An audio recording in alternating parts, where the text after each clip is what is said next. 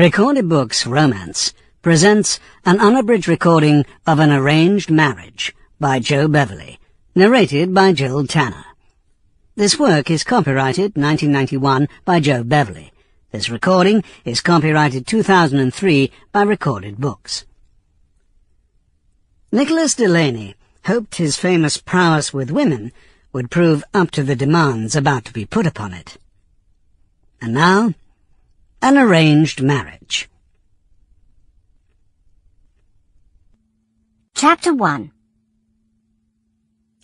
Eleanor Chivenham lay in the big bed and shivered.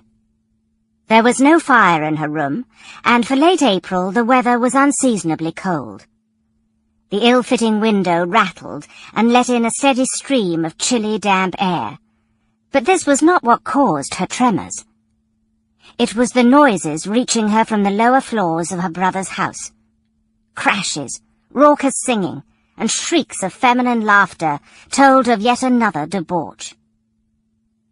It had been the same nearly every night during the 2 months she had lived in the narrow house on Derby Square.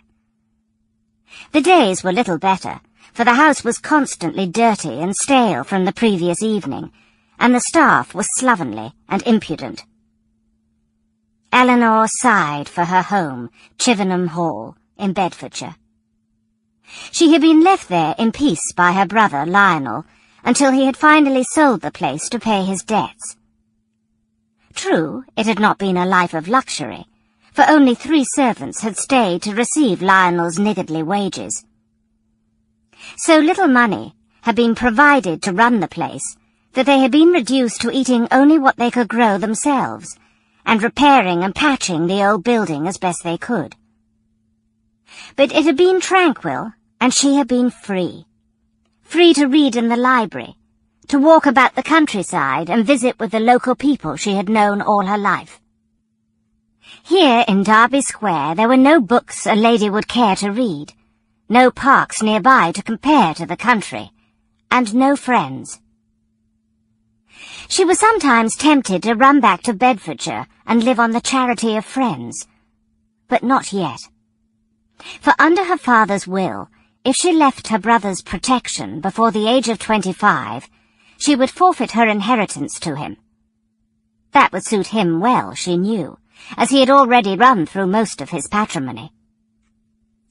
A particularly loud shriek made Eleanor cower down further and pull the thin blankets around her ears.